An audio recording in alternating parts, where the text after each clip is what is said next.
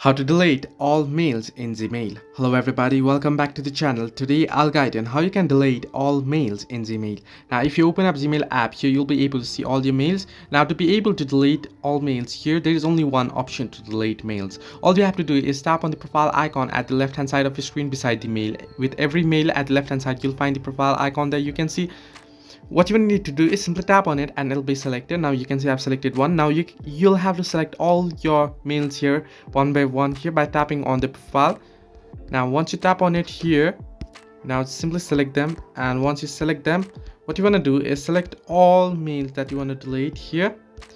And once you do it, what you want to do is tap on the delete icon at the top right corner of the screen. You can see the recycle bin icon or the delete icon. Simply tap on it and it'll be deleted. So this is the only way you can delete all mails in Gmail. Hope this helped you. Do like and subscribe, and do not forget to leave a comment down below if you have any further issues.